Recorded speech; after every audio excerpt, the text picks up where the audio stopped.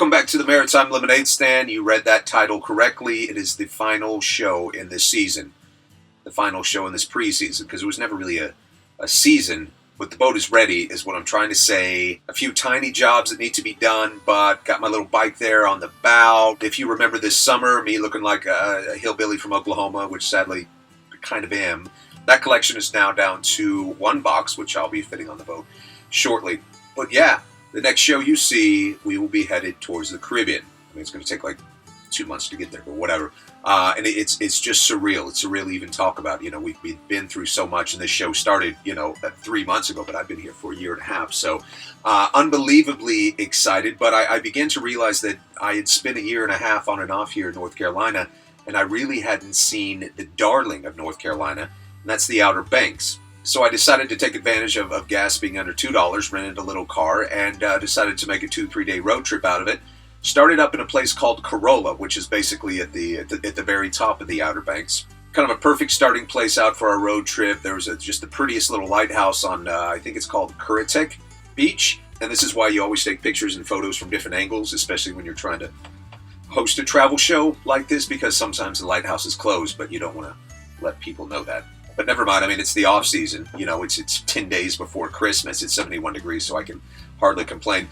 There in that same area was just kind of this gorgeous, I guess it would be a sound, little bridge going over in this great house from I think it's the 1920s. Again, it was closed, but it was right there on the water. It was great to walk around. Come on, it was the jazz age, so, they kind of had some crazy parties. And just, again, the entire area was just desolate. I was the only person there, which is kind of one of a lot of trips that I take and that I have taken in the past have been in the off season or in the winter, and yes, it's a little bit colder, but there's nobody there, and you kind of get to experience a different side of that. And even as I'm talking about, kind of heading towards the Caribbean here soon, it's going to be cold down the ICW, and that's going to kind of give it's just more of a kind of a gothic feel, which sometimes I like. So don't be afraid of planning your holidays in places like that in the off season. Back in the car, and then headed down to a town called Duck. A lot of people told me I should check out Duck. I didn't really find anything interesting in Duck, but I think maybe it's because it's the Outer Banks are very Hamptons-ish. It's kind of a more accessible Hamptons, and you see that especially in the overgrown brush. As you're driving down. Can we call it brush? Rich people's what do you call it? Hedges? Thicket. We'll call it thicket. Rich people's thicket there along the way. But again, it was just very, very cool drive. Up next, it was to Kitty Hawk. Of course, you know the name. Kitty Hawk, where those crazy-ass Wright boys decided that they were going to try out this little idea they had. They were tired of taking Ubers around town. And I think a lot of places like this are when it's just a big, vast area where something important happened, it's cool to be there, but they're asking a lot of your imagination. I went through this visiting Gettysburg. I mean, yes, it's beautiful, but the entire time, the tour guide or the book or something like, now imagine this, or, picture that, or stuff like that. So it kind of takes a lot out of you. However, the big, boring patch of land that Orl and Wilbur decided to start flying on was actually really, really cool. And you could see it. And, right there at Kill Devil Hill is where they used to take their gliders off and started to understand it. And a nerdy buddy of mine that works at NASA actually pointed out something cool. Neil Armstrong was 18 when Wilbur Wright died. So to think about those two guys existing, first guy to fly, first guy to land on the moon, is just, it's knowledge, trivia, came from NASA, whatever. From there, I drove just down the road to a place called Jockeys Ridge State Park. Now, this is known for having the highest sand dunes in eastern United States, which is super cool. And it's a place I've been obsessed about after seeing this old photograph of a castle sticking out of the sand. And I think the castle used to belong to like a putt-putt course or amusement park or something, but it was just so desolate and cool and macabre, and so I really wanted to visit it. As it turns out, that photo is actually super old. The castle has been covered up by sand for quite some time. This isn't even my picture. I don't know who took this picture. If you took this picture, please don't sue me. You can totally say this picture showed up on a Lonely Planet show that nobody watched, but at least I was able to say I walked through the highest dunes in Eastern America.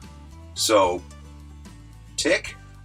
Cool thing, right across the street from that, though, was one of the prettiest little lighthouses I ever did see, the Bodie Island Lighthouse, and worth 15-20 minutes, walk around, take a few photos. And right across the street was just this empty beach. And again, going back to why you should always visit, not always, but why you should sometimes visit places like this in the off-season, I had this huge beach with nobody around me, and had time not been a factor, I could have just hung out there all day. There's a lighthouse, there's a beach. Might have even taken a cool little black scallop shell when nobody's watching. I never know the rules on that. Seriously, if somebody can tell me, can we take shells? I mean, I know a lot of people do, but is it frowned upon? Am I going to get in trouble at the airport? Whatever. From there, it was down the highway, Highway 12 South, I think, which is the only highway there, to the little town of Rodante. And now this little town was made famous because Richard Gere and Diane Lane, who I love, appeared in a movie, I think, called Nights in Rodante. And so there's this it looks like an old house. It was actually made in the 1980s, but it mimics these very turn of the century, I think they're called coastal Carolina cottages or something like that.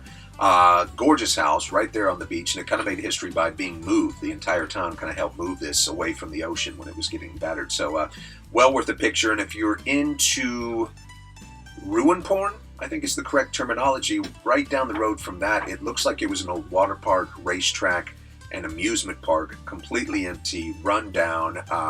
It's just very reminiscent of places in Detroit and stuff like that. But it's just one of those weird things that you don't think you're going to expect, and you end up spending 2 hours. And why in the world is this old abandoned house right there in the middle of the racetrack? I don't know, because North Carolina. Drove to Hatteras, checked into a little seaside motel, happened to be the only person there, which was frightening and cool at the same time. Walked over to a restaurant called The Point. Now, this is in Hatteras, and the main reason that I decided to go eat at The Point was because it was the only place open, which is what I really look for. Fortunately, it turned out to be fantastic. Started with the she crab soup. Now, she crab soup is hard. A lot of people mess it up. Some people make it too rich because she crab is actually a very, very rich meat. And a lot of people forget to put nutmeg on the top, which you have to do with she crab. They did this at The Point. Did that, has some beer and some scrimps. Scrimps. And called it a night. Woke up the next morning to this view. Again, only person in the hotel. $70 a night. What a steal. Grabbed a little roadside breakfast snack at a place called Fatty's, which after seeing my portion of biscuits and gravy and home fries, you kind of understand the name of the restaurant, called Fatty's. Headed down the road, stopped off to visit the UFO, an alien, because North Carolina. And then to the ferry, which would take me to a little island called Ocracoke. So to recap so far, left a town called Oriental, drove through a town called Duck, drove through a town called Kill Devil Hills. Now I'm on my way to Ocracoke. Again, lest you forget we're in the South. But anyway, Ocracoke I've been obsessed with, mainly because everybody that mentions Ocracoke to me, it's never a single description. No one ever just says it's nice, or it's beautiful, or it's fun. They say it's gorgeous and weird, or it's beautiful and freaky. So obviously had to check it out. Hour later, arrived in Ocracoke, immediately fell in love with it, mostly because you get right there off the ferry. On the left are the most gorgeous dunes you've ever seen, with an elevated walkway. I love an elevated walkway. Elevated walkway down to the beach, and then wild ponies there to your right. From there, I drove into the actual town for another shot at a lighthouse, and then to walk this trail called Springer's Trail, which is something I'd really, really been wanting to do, which I read about on the ferry. But what was so intriguing about the trail? Well, at the end of the trail, it led to Blackbeard's favorite beach, Cove Tree, and where he happened to be beheaded. And not only is this Blackbeard's favorite cove, favorite hideout, and you can totally understand why. I mean, nice big trees, easy access to ships you're going to take over here in a little bit. But it's also said on this very beach where I'm standing right now was the largest get-together of North American pirates ever to happen. One weekend, Blackbeard just decided to call all his friends, have a little fiesta, and that would be a party I say I would want to go to, but in the end, probably not. So obviously, if it was good enough for Blackbeard to party with he and his friends, it was good enough for me. So I went walking around kind of looking for a campsite or a place to stay. The problem was the entire town was closed. Everything was shut. Absolutely everything was shut. Which kind of bummed me out, because there was something to that town. It was like an accessible Key West, or Key West if the British had colonized it, or Bourbon Street if it wasn't so evil. It was something. And I think one of my biggest regrets when I leave North Carolina was that I never got to spend an entire 2-3 days in Ocracoke. So I decided to take the ferry, but I needed a quick snack first, of course, so I went to Howard's Pub, the famous Howard's Pub, or the infamous Howard's Pub. But Howard's Pub was, of course, shut, so I walked down the street to Ocracoke Oyster Company. Fortunately, they were open, even though I was the only person. Got myself a handful on the half shell and this gorgeous oyster porter, I believe it was. They actually run the beer through oyster shells. I had about an hour left to kill before my ferry, so I walked Howard Street. Now, Howard Street is a must. If you're into architecture, if you're into walking, even if you're not into either, just this really laid-back row of houses. I mean, you're going to see the coastal cottages that we talked about. You're going to see beach houses. You're going to see prairie-style homes. You're going to see craftsman there. Just a very cool thing to do if you're ever in Ocracoke Island. Grab a coffee, walk through there. And then it was back onto the ferry that would take me 2 hours to the mainland, which would be another hour drive, which took me to another ferry, which was 30 minutes, which 45 minutes back here. See, super easy. And it's a town I will miss, even though I make fun of it. Our little town of 699 people in Oriental, North Carolina. But that brings us to the end of the preseason of the Maritime Lemonade Stand. Like I said, beyond excited that the next show will be going on adventures and able to see some spots and sell some lemonades, have some snacks, meet some people. I'm headed home for Christmas for a couple of weeks. And the next time we talk, this little boat will be on an adventure, and hopefully you'll be with us. This is also going to be the last show on Lonely Planet, and I think any immediate reaction would be, what went wrong? Absolutely nothing went wrong. I want to be the executive producer of the show. This is a very personal show to me, and you know, Lonely Planet, I've worked with the big boys, BBC, National Geographic, all of these, and even more. I've never had as much fun, as much support as I have with Lonely Planet. And you know, I always want to make these shows accessible. I want to make them accessible because, you know, I remember I was a 12-year-old kid in Oklahoma with no money and no television, and my only escape was reading the travel magazines, but never really seemed within reach. And believe me when I tell you, I think Lonely Planet's Pathfinder's platform is exactly that. I got my start with this stuff doing little videos when I lived in China, and so I did these videos and I started sending them out. Somebody picked it up, and then long story short, here I am. But that's all it takes, and I would highly suggest you start doing the same thing. Just start making videos and putting them up on a blog, or start writing and put it on a website, and start taking pictures and sending them in.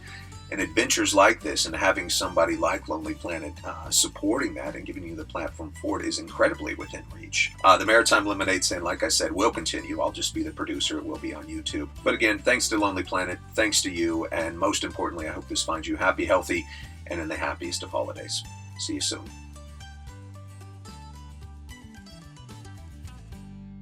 Oh yeah, Melbourne, right as, rock up there and shave my face with some razor blades and go get pissed. Worst Australian accent ever.